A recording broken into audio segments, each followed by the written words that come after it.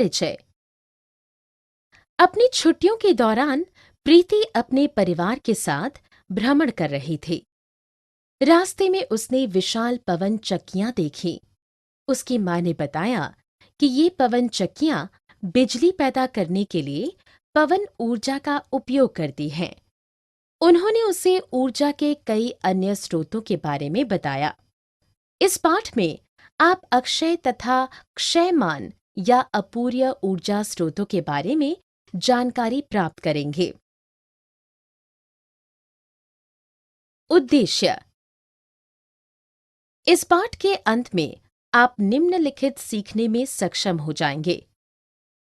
मनुष्य के पास उपलब्ध विभिन्न संसाधनों की पहचान करने में, अक्षय तथा अपूर्य ऊर्जा स्रोतों के बीच अंतर कर पाने में, पर्यावरण को बचाने के तरीकों की पहचान करने में। धरती से निकला खजाना। प्राकृतिक संसाधन वे संसाधन होते हैं जो लोग प्रकृति से प्राप्त कर उपयोग में ला सकते हैं। इनमें हवा, जल, लकड़ी, तेल, पवन ऊर्जा, प्राकृतिक गैस, लोहा तथा कोयला आदि आते हैं।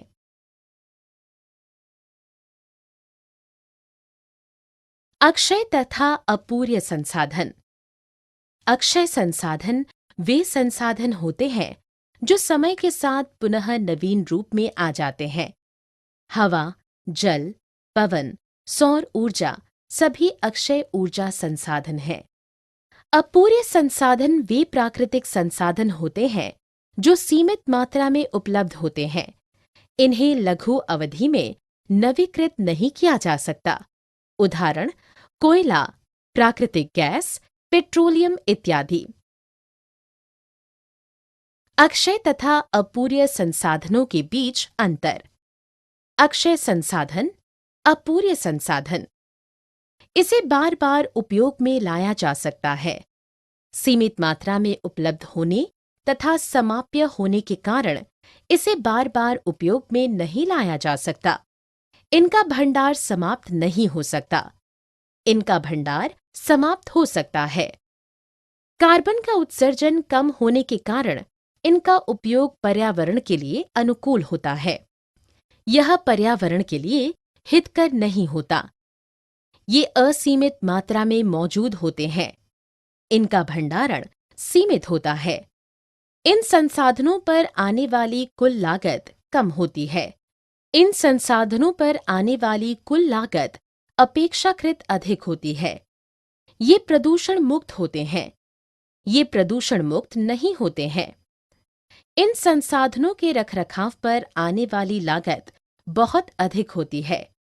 इन संसाधनों के रखरखाव पर आने वाली लागत कम होती है। ऊर्जा संयंत्रों की स्थापना के लिए बड़े भूक्षेत्र की आवश्यकता होती है। ऊर्जा ए संयंत्र की स्थापना के लिए अपेक्षाकृत कम भू एक क्षेत्र की आवश्यकता होती है। यह संधारणीय होता है। यह सीमित होता है।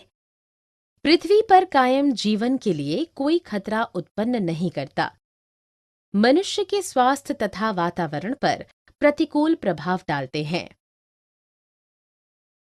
भारत के तेल क्षेत्र।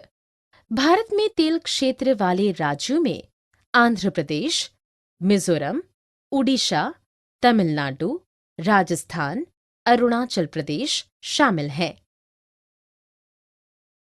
पेट्रोलियम उत्पाद: केरोसिन, डीजल, पेट्रोल, इंजन तेल, वायुयान के ईंधन, रसोई गैस, मोम, कोलतार, ग्रीस आदि इसी से प्राप्त किए जाते हैं।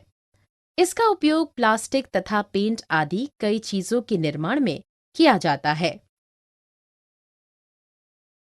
पर्यावरण को बचाने के उपाय: पैदल चलें, साइकिल का प्रयोग करें या अपनी कार में यात्रा की अपेक्षा बस का प्रयोग करें। बिजली बर्बाद ना करें। इन 3 Rs का अनुपालन करें। कम मात्रा में प्रयोग में लाएं, पुनः उपयोग में लाएं तथा रिसाइकिल करें और अधिक संख्या में वृक्ष लगाएं। सारांश। हमने जो कुछ सीखा है उसे संक्षेप में दोहराएं। संसाधनों को अक्षय तथा अपूर्य दो वर्गों में बांटा जा सकता है। अक्षय संसाधनों का भंडार समाप्त नहीं होता, जबकि अपूर्य संसाधनों का भंडार सीमित होता है।